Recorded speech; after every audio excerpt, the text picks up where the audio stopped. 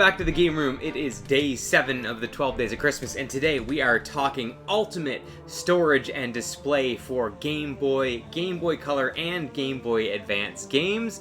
This is going to be a good one. Step 1 is we need to pick up our cassette tape cases. Now you can buy these online, but I really like to go to the thrift store and pick them up cheap. Sometimes they'll run a sale on these and I can get them for 75 cents a piece.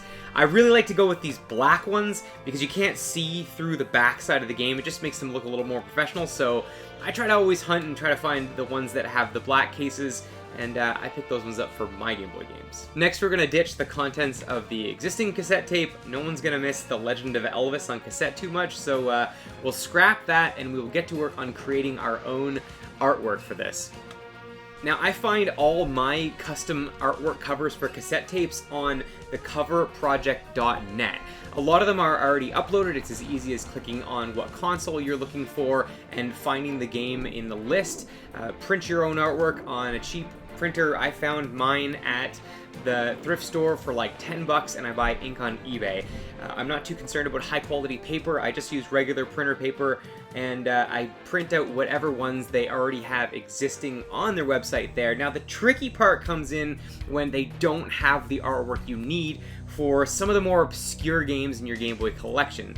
When that happens, you are going to need to learn a little bit about Photoshop. I use GIMP on my iMac, and it's a free photo editing software I've gotten pretty good at with making thumbnails for YouTube videos and creating custom artwork for Game Boy cases. So I'll leave a bit of a time lapse of me creating one of my custom cases for Teenage Mutant Ninja Turtles Fall of the Foot Clan. It's not too hard, and you can use some of the existing high-res images that are already on the coverproject.net and just kind of repurpose them for a different kind of case, like a DS case, and you can repurpose that artwork for your own cassette tape cover art. Although this solution does require getting a little bit crafty, you know, this is a really fun passion project of mine, and the end result just looks fantastic. It's really cool to show off some custom cover art that you've created for your own games, and yeah, putting a little bit of work into one of my own collections has been kind of a real passion project, so I'm enjoying doing this one. The result looks absolutely fantastic on the shelves, and yeah, a little bit of that nostalgia with a throwback cover art in one of those 90s cassette tape cases is a pretty cool way to store your games. These cases, at least the cassette form factor, are very small, so they are a space saver for sure in a game room where I don't have a lot of room. This is a really great way to store Game Boy games without taking up a ton of room.